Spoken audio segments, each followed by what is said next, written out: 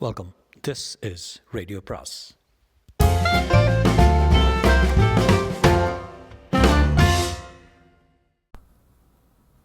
அனைவருக்கும் அன்பு வணக்கம். ஜெயமோகனின் உலகம் யாவையும் பாகம் 3. அன்றிரவில் குளிரில் அந்த பூங்காவில் தனிமையில் அமர்ந்து கேரி டேவிஸ் அழுதார்.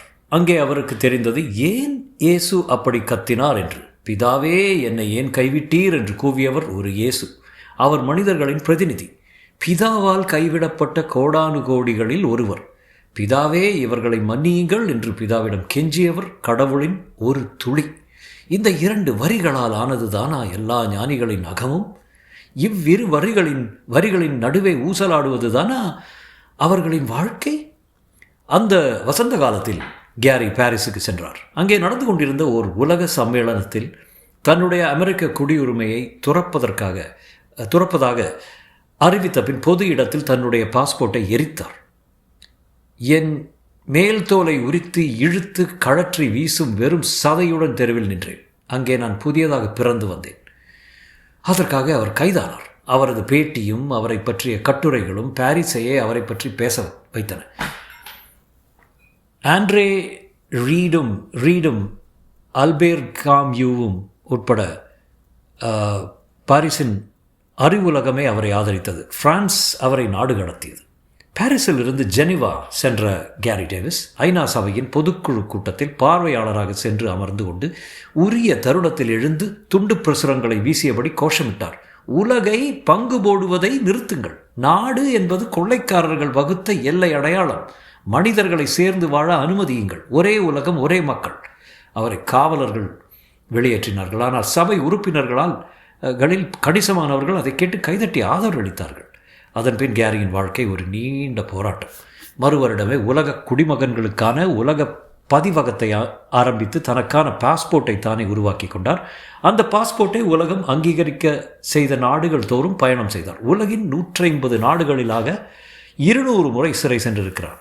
1954 அந்த பாஸ்போர்ட்டுடன் இந்தியாவுக்கு வந்தார். இந்திய காவலர்களால் சிறையில் தள்ளப்பட்ட அவரை காக்க அவரது நண்பரான நடராஜ குரு அரசருக்கும் அறிவுஜீவிகளுக்கும் கடிதங்கள் எழுதினார். ஆர்.கே. லக்ஷ்மணனும் முல்க்ராஜ் ஆனந்தும் எல்லாம் அவருக்கு ஆதரவாக திரண்டனர். ஜவஹர்லால் நேரு அவரை அங்கீகரித்து விடுதலை செய்தார். நடராஜ குரு கேரி டேவிஸும் ஊட்டி குருகலத்தின் தகர கொட்டகையில் மண்ணெண்ணெய் சிம்னி விளக்கின் ஒளியில் அமர்ந்து கொண்டு ஒரு உலகம் என்ற பெரும் கனவை முன்வைப்பதற்கான திட்டங்களை தீட்டினார்கள். இருவரின் அகமும் பொங்கி எழுந்து கொண்டிருந்த காலகட்டம் அது. உலக நாடுகள் தங்கள் பொருளியல் நலன்களை விட்டு கொடுக்காமல் மெல்ல மெல்ல ஒரே உலகமாக இணைவதற்கான ஒரு பெருந்திட்டத்தை நடராஜகுரு உருவாக்கினார். கல்வியில், பண்பாட்டில், மத நம்பிக்கையில் தனித்தன்மைகளை தக்க வைத்து கொண்டே உலகை ஒற்றை மானுட வெளியாக ஆக்கும் முன்வரவை கேரி டேவிஸ் உருவாக்கினார். அந்த அறிக்கைகளை மேலும் 3 வருடம் கழித்து பாரிஸ் சார்போன் பல்கலைக்கழகத்தில் அவர்கள் வெளியிட்டார்கள். அந்த முன்வரைவுடன் கேரி உலகமெங்கும் சென்று பல லட்சம் பேரை தன் அமைப்பில் உறுப்பினராக ஆக்கினார். என்றோ ஒரு நாள் நாம் உலகமாக ஆகத்தான் போகிறோம், அதை இன்றே தொடங்குவோம் என்ற அவரது அறைகூவலுக்கு அன்று உலகமெங்கும் வரவேற்பு இருந்தது. உலகப் போரின் வடுக்கள் உலராத காலகட்டம். போரில் முளைத்த ஒரு தலைமுறை ஹிப்பி யுகம் நோக்கி சென்று கொண்டிருந்த தருணம். சார்லி சாப்ளினும் பாப் மாலையும் உலகை நோக்கி பேசிக்கொண்டிருந்த காலகட்டம். கேரிக்கு இந்திய வேதாந்தம் மீதும் காந்தி மீதும் நம்பிக்கை இருந்தது. அஹிம்சை போராட்டங்கள் மக்களின் எண்ணங்களை மாற்றி மாபெரும் சமூக மாற்றங்களை உருவாக்க முடியும் என்பதற்கு காந்தி வாழும் உதாரணம் என அவர் நம்பினார். இந்திய வேதாந்தம் மீதும் பெரும் ஈடுபாடு இருந்தது. வசுதைவ குடும்பகம் என்ற சொல்லை ஒரு மந்திரமாக அவர் நெஞ்சில் நிறைத்திருந்தார். அவரது வேதாந்தம் அந்த வரியில் இருந்து ஆரம்பித்தது. நடராஜகுரு பெங்களூரில் சோமனஹள்ளியில் ஜான் ஸ்பியர்ஸின் உதவியுடன் மேலை கீழே சிந்தனைகளை இணைக்கும் பொருட்டு ஆரம்பித்த ஈஸ்ட் வெஸ்ட் யூனிவர்சிட்டியின் வகுப்பில் சேர்ந்து வேதாந்தத்தில் முதுகலை பட்டம் பெற்றார். கேரி நடராஜகுரு இருந்தபோது 2 வருடங்களுக்கு ஒரு முறையேனும் இந்தியா வந்து கொண்டிருந்தார். பின்னர் அவரது உலகப் பயணங்களும் சிறைவாசமும் பெருகி அவர் வருவது குறைந்தது. பல வருடங்கள் இடைவெளிக்கு பின் மீண்டும் குருகுலம் வந்திருந்தார். நான் கேரி டேவிஸை பார்க்க பின்மதியம் அவரது குடிலுக்கு சென்றேன். அது திறந்தே கிடந்தது. அவர் இல்லை. அருகில் எங்காவது நிற்பார் என்று நினைத்தேன். கருணாகரன், சாய்ப்பு இப்போ அங்கோட்டு போய் என்றார். கதவு திறந்து கிடக்கிறதே என்றேன். சாய்பினு வீட்டிலையா என்று சிரித்தார். நான் சாலைக்கு வந்தபோது கேரி டேவிஸ் காலையில் அவர் துவைத்து காய வைத்த அந்த காக்கி ஆடையுடன் ஒரு ஜீப்பில் அமர்ந்திருந்தார். ஜீப்பில் வெள்ளை ஆடை அணிந்து நீண்ட தாடி வைத்த ஒரு பிரம்மச்சாரியும் இருந்தார். நான் அருகே சென்றேன். ஹலோ என்றார். எங்கே செல்கிறீர்கள் என்றேன். மேற்கு மலைக்கு அம்பாதேவி ஆசிரமம் சென்று அங்கிருந்து போய் மேற்கு மலைச்சரிவை பார்க்கப் போகிறேன். சரி என்றேன். நீ வருகிறாயா என்றார். வருகிறேன், ஏறிக்கொள். நான் அப்படியே ஏறிக்கொண்டேன். சொல்லிக்கொள்ள வேண்டாமா என்று அவர் கேட்பார் என்று நினைத்தேன். சொல்லிக்கொண்டு செல்லும் ஆளே அல்ல போல. ஜீப் சேறு நிறைந்த சாலைகள் வழியாக குலுங்கி குலுங்கி சென்றது. கேரி டேவிஸ் வெளியே ஓடும் சிறு தகர வீடுகளை, பெரிய பசுக்கள் அசை போட்டு கிடந்த சந்துக்களை, நீர்த்தூவிகள் பீரிட்டு சுழன்ற உருளைக்கிழங்கு வயல் சரிவுகளை வேடிக்கை பார்த்தபடி வந்தார். சிறு குழந்தைகளுக்கு உற்சாகமாக கையை ஆட்டினார். ஒரு நாய் குறைத்தபடி ஜீப்பை துரத்திய போது என்னை நோக்கி சிரித்தார். நான் அவரிடம் பேச விரும்பினேன். ஆனால் ஜீப்பில் பேச முடியாது என்று தோன்றியது. அம்பாதேவி ஆசிரமத்திற்கு சென்று இறங்கியதும் சடை மகுடம் அணிந்து காவி தரித்த வயோதிக பெண்ணான அம்பாதேவி அவரே வந்து கேரி டேவிஸை வரவேற்றார். ஹரி ஓம் என்று சொல்லி தேவி வணங்கியதும், ஓம் தி அப்சல்யூட் இஸ் அடோரபிள் என்று சொன்னார் கேரி டேவிஸ். பின் என்னை நோக்கி கண்ணை சிமிட்டினார். தேவியுடன் சில உபசாரங்களுக்கு பின்னர் வழிகாட்டியாக வரவிருக்கும் இளம் துறவிக்காக இருவரும் ஆசிரமத்தில் திண்ணையில் காத்திருந்தோம். முற்றம் முழுக்க விதவிதமான மலர்கள் பூத்து கனத்து செடிகள் தளர்ந்து வளைந்து நின்றன. இடுப்பில் கைக்குழந்தையை ஏற்றிக்கொண்ட அக்கா குழந்தைகளைப் போல நான் உங்களை பற்றித்தான் படித்துக் கொண்டிருந்தேன் என்றேன். ஆர்வமூட்டுகிறதா என்று கேட்டு கேரி டேவிஸ் கண்ணடித்தார். நான் சிரித்தேன். ஆனால் உங்கள் போராட்டம் பற்றி எனக்கு சந்தேகமாக இருக்கிறது. சொல் என்றார். நீங்கள் உங்கள் கருத்தை எடுத்து சொல்ல விரும்பும் நாட்டுக்கு செல்கிறீர்கள். அங்கே அவர்களின் சட்டங்களை மீறி சிறை சென்று சிறையில் வாழ்கிறீர்கள். இப்படி சிறை செல்வதன் மூலம் என்ன அடைய நினைக்கிறீர்கள்? கேரி டேவிஸ் புன்னகையுடன், சட்ட மறுப்பு என்பதை காந்தியின் நாட்டுக்கு சொல்ல வேண்டுமா என்ன? எந்த சட்டம் தன் அடிப்படை மனிதத்தன்மைக்கோ ஆன்மீகத்தன் மேன்மைக்கோ தடையாக இருக்கிறதோ அதை மீற எந்த மனிதனுக்கும் உரிமை உண்டு. மீறியாக வேண்டும் என்ற கடமை உண்டு. ஆனால் நீங்கள் வேறு நாடுகளுக்கு செல்கிறீர்கள் என்றேன். எனக்கு என ஒரு நாடு இல்லையே என்றார். என் கேள்வியை எப்படி முன்வைப்பது என்று தெரியவில்லை. நீங்கள் இதை ஒரு போராட்டமாக செய்கிறீர்கள், ஆனால் அதை தனி மனிதராக நின்று கொண்டு செய்யும்போது விளையாட்டாக ஆகிவிடுகிறது என்றேன். அவர், நான் கருத்துக்களை எடுத்துச் சொல்கிறேன்.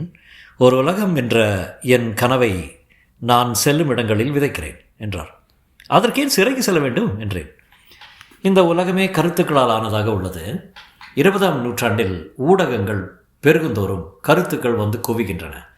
கோடானு கோடி கருத்துக்கள். எல்லா கருத்துக்களுக்குமே அவற்றுக்கான தர்க்கம் உண்டு, ஓரளவு தேவையும் இருக்கலாம். ஆனால் இன்று எவரும் கருத்துக்களை கூர்ந்து கவனிப்பதில்லை. இத்தனை கோடி கருத்துக்களில் எந்த கருத்து கவனிக்கப்படும்?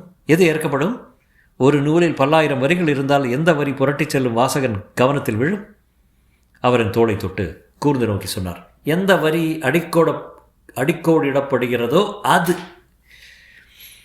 இளம் நண்பனே, எப்படி ஒரு வரியை அடிக்கோடிடுவது? 2 வழிகள் தான். ஒன்று அதிகாரம் மூலம்.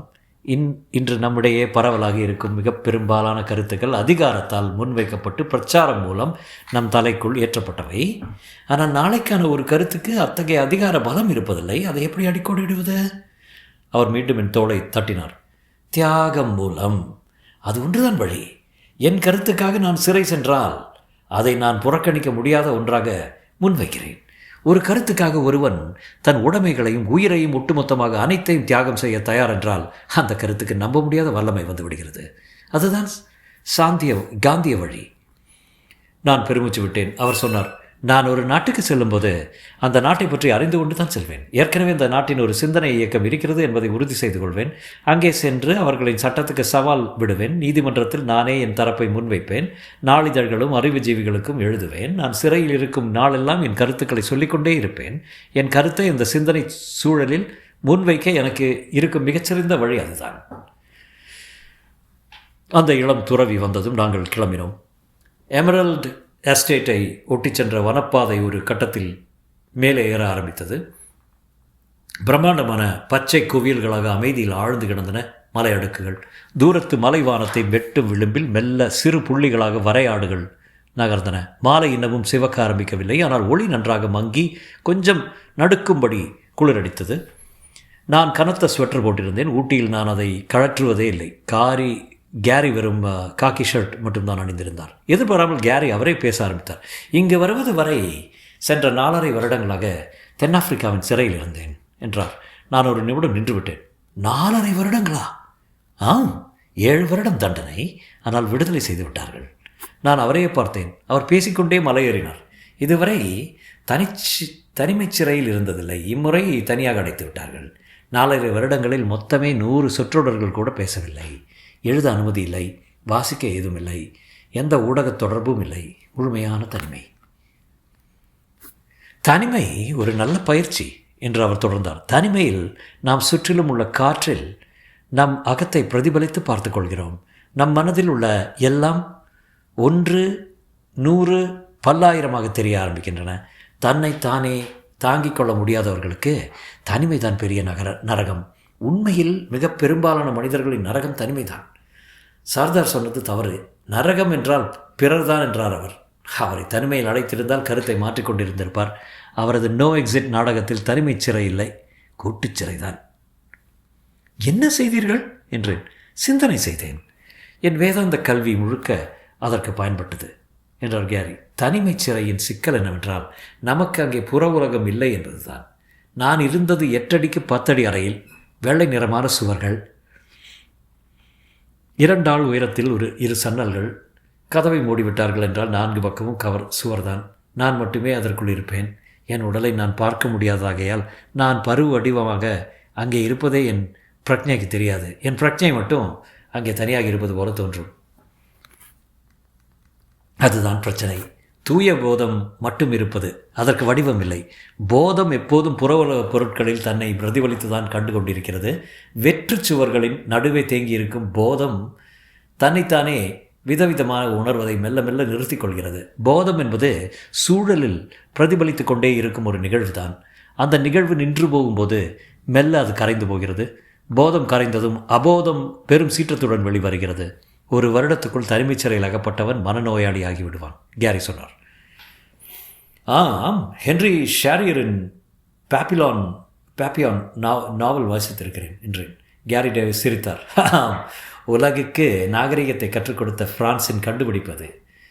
மேலும் சிரித்து, உலகுக்கு தத்துவத்தை கற்றுக் கொடுத்த இன்னொரு நாடுதான் விஷவாயு அறைகளை கண்டுபிடித்தது. நான் அந்த நேர இறுக்கம் தளர்ந்து சிரித்தேன். நீங்கள் எப்படி அந்த வதையை எதிர்கொண்டீர்கள் என்றேன். என் போதம் தன்னை உணர்ந்து கொள்ள எனக்கு வெளியே ஒரு உலகம் தேவை. அதைத்தான் வேதா ஞானம் மூலம் உணர்ந்தேன் என்றார் கேரி டேவிஸ். ஆனால் வெளியுலகம் என்பது என் அகம் உருவாக்கி கொண்டது மட்டுமே. அதையும் வேதாந்தம் சொல்கிறது. அதாவது என் போதத்துக்கு வெளியுலகம் என்ற ஒரு பாவனை தேவை, ஒரு மாயை. அது உருவாக்கினேன். சாப்பாட்டு தட்டை வளைத்து அந்த சுவரில் உலகை வரைத்தேன். நான் இருப்பது உலகின் மையம். அந்த இடம் இமயமலையில் ஒரு புள்ளி.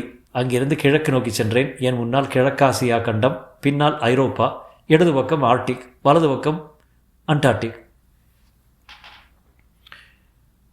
ஒவ்வொரு நிலப்பகுதியிலும் உள்ள நகரங்களை, மலைத்தொடர்களை, ஆறுகளை, கடல்களை வரைந்தேன். அங்குள்ள மனிதர்களை பற்றி எனக்கு தெரிந்தவற்றை எல்லாம் உதிரி சொற்கள் குறித்து வைத்தேன். அதன் பின் அந்த உலகில் நான் வாழ ஆரம்பித்தேன். நினைத்ததும் ஆல்ப்ஸ் மலைகளில் இருப்பேன். 4 காலடி எடுத்து வைத்தால் இமயமுகடு. அங்கிருந்து பசிபிக்கின் ஆழ்கடல் வெளியில் 4 காலடிகளில் தொட்டுவிட முடியும். அட்லாண்டிக்கில் நின்று கொண்டு அரேபிய பாலைவனத்தை கை நீட்டி தொட முடியும். ஒரு விராட புருஷனாக நான் உலகை நிறைத்து பூமி எங்கும் பரவி கிடந்தேன். தொடரும்.